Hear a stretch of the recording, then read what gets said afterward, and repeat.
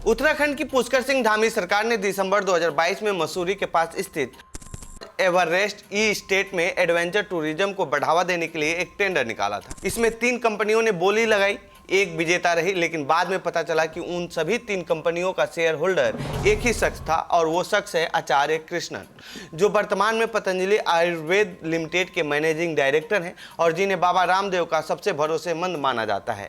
इसका खुलासा ऐश्वर्या राज और धीरज मिश्रा की इंडियन एक्सप्रेस में छपी रिपोर्ट में हुआ है।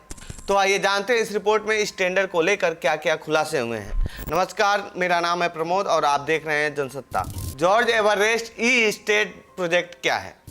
इंडियन एक्सप्रेस ने अपनी इन्वेस्टिगेशन में पाया है कि इस प्रोजेक्ट के दौरान टेंडर देने की प्रक्रिया में पूर्ण पारदर्शिता नहीं बरती गई है। असल में उत्तराखंड सरकार की तैयारी थी कि वो जॉर्ज एवरेस्ट ई स्टेट में एडवेंचर टूरिज्म को प्रमोट करने के लिए 142 एकड़ जमीन, पार्किंग, पाथवेज, हेलीपैड, 5 वुडन हट, कैफे, 2 म्यूजियम देने की तैयारी कर रही थी। जिस भी कंपनी को ये टेंडर मिलता उसे मात्र 1 करोड़ की सालाना कंसेशन फीस में ये सब कुछ मिलता। जब बोली लगी कौन कौन सी कंपनी थी, जब टेंडर निकाला गया तो रेस में 3 कंपनियां थी। Prakritik organic India private limited, Bhurva agri science private limited, Rajas aero sports and adventure private limited. जुलाई 2023 को उत्तराखंड सरकार ने इस ड्रीम प्रोजेक्ट का टेंडर तीसरी कंपनी राजस एरो स्पोर्ट्स को सौंप दिया। लेकिन इंडियन एक्सप्रेस को अपनी पड़ताल में पता चला कि इस कंपनी के शेयर होल्डर का नाम बालकृष्णन है। सिर्फ इस कंपनी के नहीं बल्कि इन तीनों कंपनियों के शेयर होल्डर बालकृष्णन है। इस कंपनी में शुरुआत में उनका हिस्सा सिर्फ 25.01% था, लेकिन जब कंपनी को टेंडर मिल गया तब उनकी हिस्सेदारी बढ़कर 69.43% हो गई। राजस एरो स्पोर्ट्स और बालकृष्णन का कनेक्शन। इसके अलावा राजस एरो स्पोर्ट्स में 4 अन्य कंपनियों की भी हिस्सेदारी है। भूरवा एग्रो सॉल्यूशन, भूरवा सॉल्यूशन, फिट इंडिया, ऑर्गेनिक और पतंजलि रेवोल्यूशन। ये चारों कंपनियां भी बालकृष्णन की ही थीं और इन्होंने राजस एरो स्पोर्ट्स में 33.25% हिस्सेदारी रखी थी। अब इतना सब कुछ तब सामने आया है जब टेंडर मिलने के दौरान एक अंडरटेकिंग दी गई थी। उसमें स्पष्ट लिखा था, हम यह प्रमाणित करते हैं कि इस बोली की तैयारी और प्रस्तुतिकरण में हमने किसी अन्य बोलीदाता या किसी अन्य व्यक्ति या व्यक्तियों के साथ न तो मिली भगत की है और न ही किसी प्रकार की सांठगांठ की है और न ही ऐसा कोई कार्य, आचरण या कार्रवाई की है जिसे प्रतिस्पर्धा विरोधी माना जा सके या माना जा सकता है। क्या बोली के नियमों का पालन हुआ? अंडरटेकिंग में तो यहाँ तक स्पष्ट था कि अगर उत्तराखंड डेवलपमेंट बोर्ड को ऐसा पता चले कि जिस कंपनी को टेंडर दिया गया है वो भ्रष्टाचार में लिप्त है, उस स्थिति में कॉन्ट्रैक्ट को टर्मिनेट कर दिया जाएगा। अब इस बारे में ज़्यादा जानने के लिए इंडियन एक्सप्रेस ने पर्यटन विभाग के डिप्टी डायरेक्टर अमित लोहानी से बात की, समझने की कोशिश की कि अगर सभी कंपनी में एक ही शेयर होल्डर होंगे तो पारदर्शिता कैसे आ सकती है। इस बारे में वे कहते हैं कि टेंडर तो सभी के लिए खुला था, कोई भी इसमें हिस्सा ले सकता था। ये कोई हैरान कर देने वाली बात नहीं है कि किसी शख्स की 1 से ज़्यादा कंपनी में शेयर होल्डिंग हो। बोली के वक्त कंपनियों का बैकग्राउंड चेक हुआ। लोहानी ने यह जानकारी भी दी कि राज्य सरकार को पिछले 2 सालों में लीज राशि के अलावा क्षेत्र से प्रदान की गई सेवाओं पर जीएसटी के रूप में 5 करोड़ रुपए से अधिक की राशि प्राप्ति हुई है। उनके मुताबिक सरकार को वहां पर कोई 500 होम स्टे नहीं बनाने थे, लेकिन वे एक वार्डन चाहते थे जो उस पूरे इलाके की देखभाल कर सके।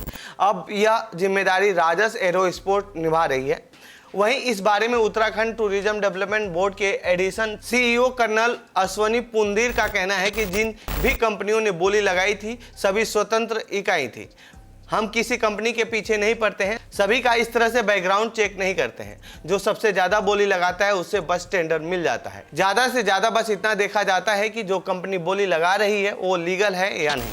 वहीं इस विवाद पर राजस एरो स्पोर्ट्स की भी प्रतिक्रिया आई है। उनके प्रवक्ता ने साफ कर दिया कि कंपनी ने समय समय पर अलग अलग निवेशकों के जरिए फंडिंग करवाई है, लेकिन कंपनी से जुड़े जितने भी ऑपरेशनल या मैनेजमेंट से जुड़े कोई भी फैसले होते हैं उन्हें सिर्फ फाउंडर लेते हैं। ऐसे में किसी भी निवेशक की पैसिव शेयर होल्डिंग को सीक्रेट एग्रीमेंट बता देना गलत होगा। जॉर्ज एवरेस्ट ई स्टेट का इतिहास। अब जिस जॉर्ज एवरेस्ट ई स्टेट की बात हो रही है, इसका निर्माण 1832 में हुआ था। राजस एरो स्पोर्ट्स के जिम्मेदारी लेने से पहले तक राज्य सरकार का पर्यटन विभाग इसकी देखभाल कर रहा था। तब उसे एशियन डेवलपमेंट बैंक से 23.5 करोड़ का कर्ज भी मिला था। जॉर्ज एवरेस्ट ई स्टेट राज्य सरकार के हिमालयन दर्शन प्रोग्राम का एक हिस्सा है। इसी वजह से paragliding, bungee jumping, rock climbing, helicopter operation और हॉट एयर बैलूनिंग जैसे एडवेंचर स्पोर्ट्स को बढ़ावा देने के लिए टेंडर निकाला गया था। राजस एरो स्पोर्ट्स पर धामी सरकार मेहरबान, लेकिन जांच में पता चलता है कि राजस एरो स्पोर्ट्स को कई दूसरे प्रोजेक्ट्स भी टेंडर मिला है। बात चाहे एयर सफारी प्रोजेक्ट की हो या फिर कमर्शियल जॉय राइड के लिए हेलीकॉप्टर सेवाएं, राजस एरो स्पोर्ट्स को प्राथमिकता में रखा गया है। लेकिन इस बारे में जब पर्यटन विभाग के सेक्रेटरी धीरज गर्ब्याल से पूछा गया तो उन्होंने दो टूक कहा कि हेलीकॉप्टर राइड के लिए जो टेंडर निकला था वो बस ट्रायल बेसिस के लिए थे, अब फिर टेंडर निकाला गया है। राजस एरो स्पोर्ट्स में किसकी कितनी हिस्सेदारी? वैसे जिस राजस एरो स्पोर्ट्स की सबसे ज्यादा चर्चा हो रही है उस कंपनी की शुरुआत 2013 में हुई थी। मिनिस्ट्री ऑफ कॉर्पोरेट अफेयर्स में इस कंपनी ने अपने जो वित्तीय स्टेटमेंट दायर किए हैं उनसे पता चलता है कि इस कंपनी का मुख्य उद्देश्य एडवेंचर स्पोर्ट्स में कमर्शियल एक्टिविटीज को प्रमोट करना है। बात चाहे स्काई डाइविंग की हो, वाटर स्पोर्ट्स की हो या फिर एरो स्पोर्ट्स की। वर्तमान में इस कंपनी के डायरेक्टर गाजियाबाद के रहने वाले मनीष सैनी और हरिद्वार के सोम सुवेदी हैं। यहाँ भी कंपनी में सैनी की हिस्सेदारी तो 20.68% है, वहीं सुवेदी के पास कंपनी की हिस्सेदारी 5.58% है। बालकृष्ण से जुड़ी कंपनी या राजस से कैसे जुड़ी? जब 2023 में यह कंपनी आई थी तब बालकृष्णन का उसमें कोई हिस्सा नहीं था। वे तो जुलाई 2018 में कंपनी के साथ बतौर एक शेयर होल्डर जुड़े थे। रजिस्ट्रार ऑफ कंपनीज यानी ROC में जो दस्तावेज सौंपे गए हैं उनसे पता चलता है कि 31 मार्च 2024 तक इस कंपनी के साथ कुल 4 शेयर होल्डर जुड़े थे, बालकृष्ण, सैनी ब्रदर्स और सोम सुवेदी। यहाँ भी बालकृष्ण की हिस्सेदारी 25.01% रही, सैनी ब्रदर्स की 49.99% और सुवेदी की 25%। लेकिन जब इस कंपनी को जॉर्ज एवरेस्ट वाला प्रोजेक्ट मिल गया तब सिर्फ 2.5 महीने के अंदर कई दूसरी कंपनियां राजस एरो स्पोर्ट्स के साथ जुड़ गई, जिनका सीधा कनेक्शन बालकृष्णन के साथ रहा।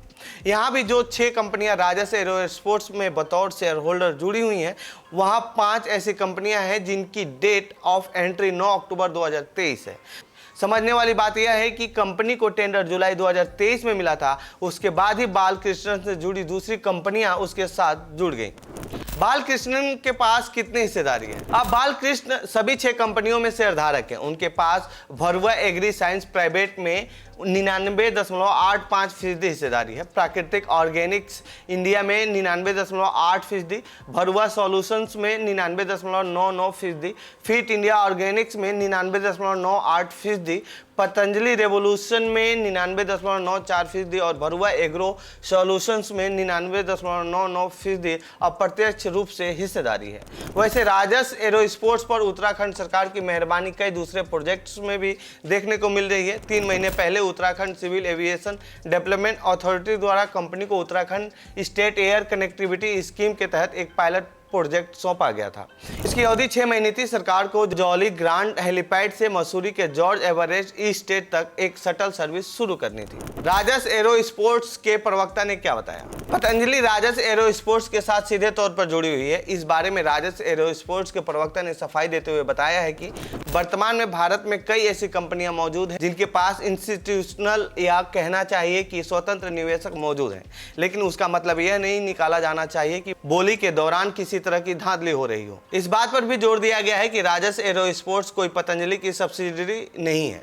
किसी शख्स का अगर कंपनी में किसी तरीके का निवेश है तो उसकी जानकारी रजिस्ट्रार ऑफ कंपनीज के पास होती है। उसका मतलब यह नहीं निकाला जाना चाहिए कि उस शख्स का कंपनी में कोई मैनेजमेंट कंट्रोल हो जाएगा। उस प्रोजेक्ट के लिए कंपनी को लैंडिंग और पार्किंग चार्ज से भी राहत मिल गई थी। वो सरकार के ही हेलीपैड का इस्तेमाल कर रही थी। इसके अलावा प्रति सीट 5,000 रुपये की एक तरफा उड़ान का खर्च भी सरकार द्वारा ही वहन किया गया। अब जांच में जो बातें सामने आई हैं, इसे लेकर बालकृष्णन के प्राइवेट सेक्रेटरी गगन कुमार से संपर्क किया गया, लेकिन उन्होंने सिर्फ इतना कहा कि बालकृष्णन अभी व्यस्त हैं, वो कोई भी प्रतिक्रिया नहीं दे पाएंगे। तो ये थी इंडियन एक्सप्रेस की इन्वेस्टिगेटिंग रिपोर्ट।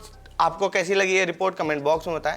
साथ ही आप इस पूरे मामले पर क्या सोचते हैं कमेंट बॉक्स में लिखें। बाकी देश दुनिया खबरों के लिए बने रहिए जनसत्ता के साथ। धन्यवाद।